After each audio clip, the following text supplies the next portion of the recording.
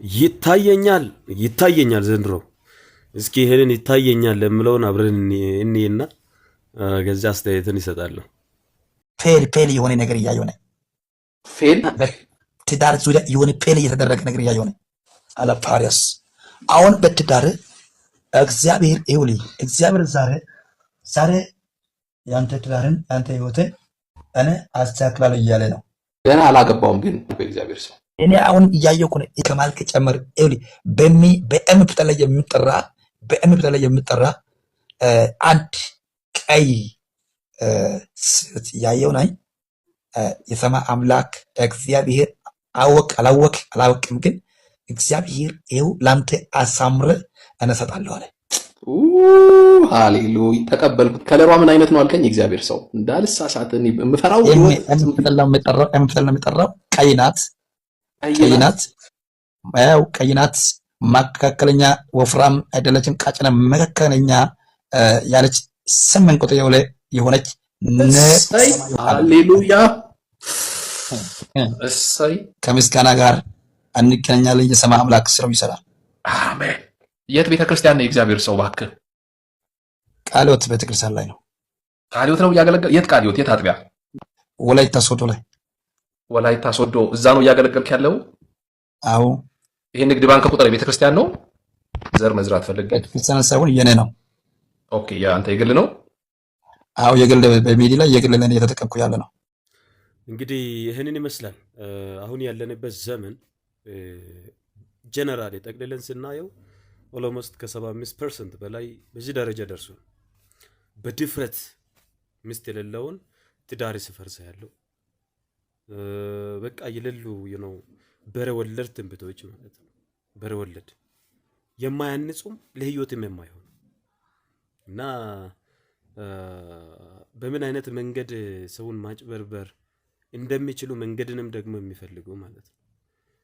የቃል ህይወት ነው መሰለኝ ያለኝ ባልሳሳት፣ የቃል ህይወት አገልጋይ ነው ሶዶ ላይ።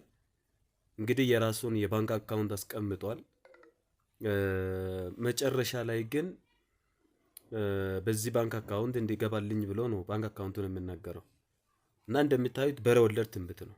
አያችሁ፣ ይሄ ነው ማጭበርበር የምንለው። ይሄን ካላቆምን ህልናችን እያወቀ እያየን ውሸት እንደሆነ እየታዘብን እየተገነዘብን ካልተቃወምን እየባሰ ነገ ልጆቻችንን ነው የሚበላው። ለዛ ነው ለእንደነዚህ አይነት ተኩላዎች ልጆቻችንን አንሰጥም የምለው ነው። መሰረት ሊኖረን ይገባል ለምለው ለዚህ ነው። አየ ቃለ ሕይወት ቤተክርስቲያን እንግዲህ ይሄ አገልጋዩ ነው ማለት ነው። ትዳር ሲፈርሳ ያለው ይላል ሰውየው። ትዳር የለኝም ይላል። በእደሞ ቀጠልና ትዳር የለኝም ካለ በኋላ ትዳር ሲፈርሳ ያለው ካለ በኋላ ይስተካከላል ብሎ ካለ በኋላ ደግሞ በእም የምትጀምር ቀይ ሴት ደግሞ ስታገባ ያለዋል። የሚፈርስ ትዳር እያለ ቤት በኩል ነው ደግሞ በእም ፊደል ቀይ ሴት ደግሞ የሚያገቡ። እዛ ደግሞ በባንክ አካውንት ብሎ ሶስተኛ ሲመጣ እናያለን። ቱሳች ሌቨል የእግዚአብሔር ቤት ውስጥ ማጭበርበር ውንብድና እየተፈጸመ ነው። ለዚያ ነው መድረክ ላይ የሚቆሙ ከማገልገላቸው በፊት ራሳቸውን ማወቅ አለባቸው። ማን የጠራቸው? ምንድነው የሚያገለግሉት? ተልእኳቸው ምንድነው? ለትውልድ ያላቸው ራዕይ ምንድነው? ለሀገርስ ይሄ ይጠቅማል ወይ? we need to raise a question, ህፃናት መሆን የለብንም። ትላንት የተጨማለቅንበት ዘመን ይበቃል። በቃ at least we have to awaken ourselves። እስኪ እንንቃ።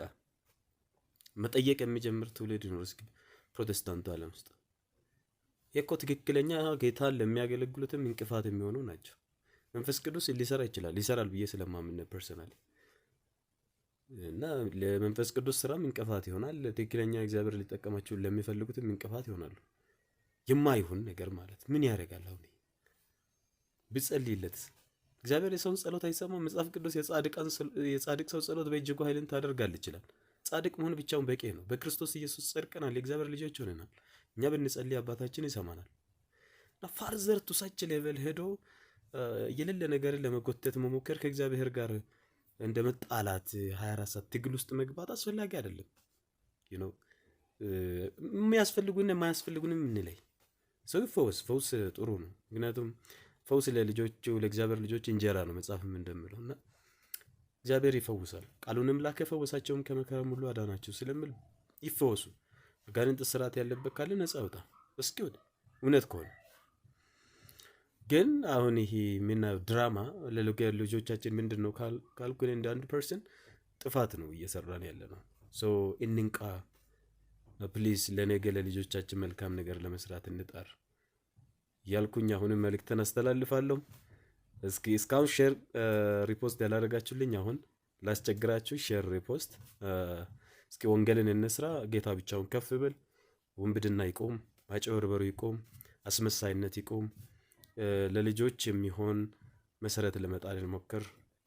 የነገን የትውልድን ህይወት ትክክለኛ መሰረት ላይ እንዲቆም ለማድረግ እንጣርላለሁ። ተባረኩ።